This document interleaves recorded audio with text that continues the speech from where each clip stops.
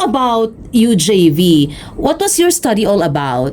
It was mainly on it was big because it was the order Hemiptera or the true bug. So Very broad. yeah, it's huge, very.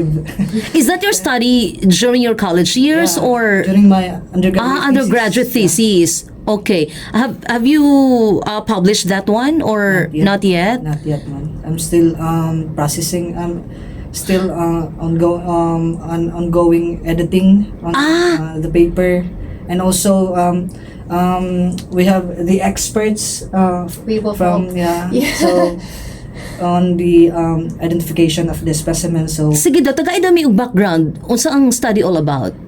it was So very really, broad about Hemiptera. diversity. Pwede ka makahatag what is Hemiptera? Is an order which commonly known as true bugs. Yeah, just say Describe it in it. Bisaya. Okay. It's easier for you. Okay, It's easier for you.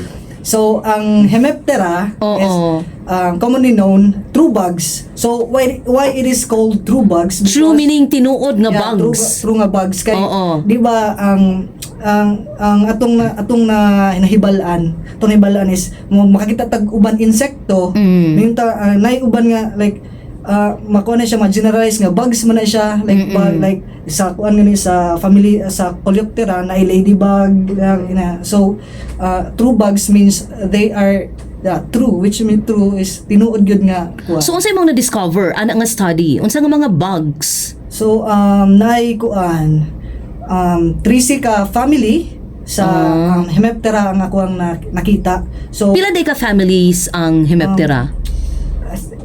60 to 90, Oh, depends. Very many. But depends also on the person. They will tell you one. It's not fixed. yeah. Okay. That's okay. also the problem. Yeah. Yeah. Sige, dayon unsa din hitabo dayon adto?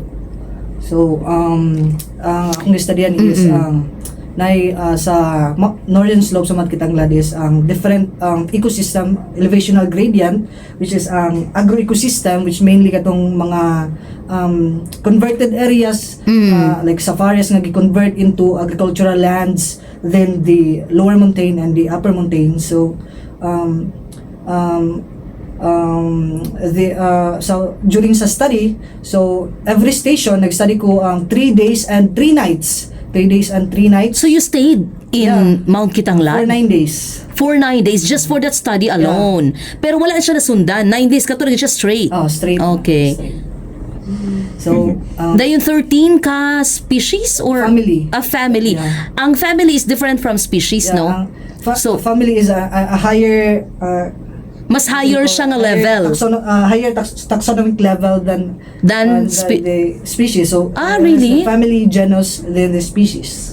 Okay. So 13 families, Yeah. meaning dako kay siya. Oh, 13 and Pero giunsa nimo pag-characterize nga kani siya family di ni siya or ana? Coleoptera, Oh, like that. 100.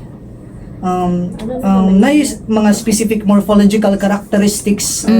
So